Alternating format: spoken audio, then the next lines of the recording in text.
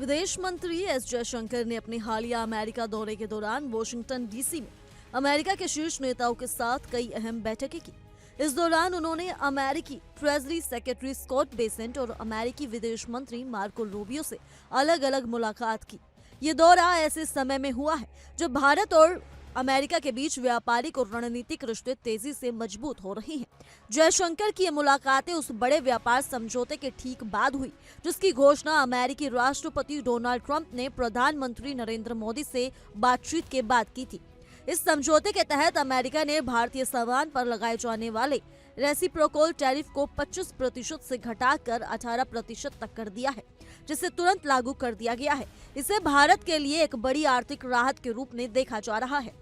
अमेरिकी treasury secretary Scott Bessent के साथ जयशंकर की बैठक को नए व्यापार और आर्थिक समझौते को जमीनी स्तर पर लागू करने की दिशा में एक अहम कदम माना जा रहा है।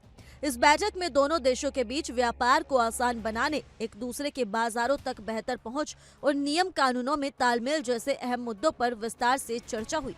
बैठक के बाद जयशंकर ने कहा कि भारत और अमेरिका के बीच आर्थिक साझेदारी और रणनीतिक सहयोग को आगे बढ़ाने को लेकर सकारात्मक और उपयोगी बातचीत हुई है।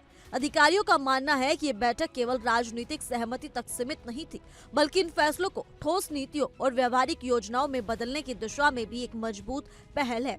इसके बाद जयशंकर ने अमेरिकी विदेश मंत्री मार्को रूबियो से भी मुलाकात की। इस बातचीत में भारत अमेरिका रणनीतिक साझेदारी से जुड़े लगभग सभी प्रमुख मुद्दों पर चर्चा की गई। दोनों नेताओं ने व्यापार, ऊर्जा सुरक्षा, परमाणु सहयोग, रक्षा साझेदारी, क्रिटिकल मिनरल्स और आधुनिक तकनीक जैसे क्षेत्रों में सहयोग बढ़ाने पर जोर दिया।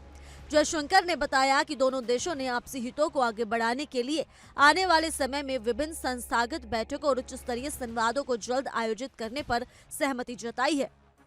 मार्को रूबियो ने भी इस मुलाकात को काफी अहम बताया और खासतौर पर क्रिटिकल मिनरल्स के क्षेत्र में भारत के साथ सहयोग मजबूत करने की जरूरत पर जोर दिया। उन्होंने भारत अमेरिका व्यापार समझौते का स्वागत करते हुए इसे दोनों देशों के द्विपक्षीय संबंधों के लिए एक बड़ा और सकारात्मक कदम बताया। अमेरिकी विदेश विभाग के अनुसार क्रिटिकल मिनरल्स रक्षा क्षेत्र, आधुनिक तकनीक और स्वच्छ ऊर्जा के लिए बेहद जरूरी है। इसी दिशा में अमेरिका वॉशिंगटन डीसी में पहला क्रिटिकल मिनरल्स मिनिस्ट्रियल सम्मेलन आयोजित करने जा रहा है, जिसमें दुनिया के 50 से अधिक देशों के प्रतिनिधि हिस्सा लेंगे।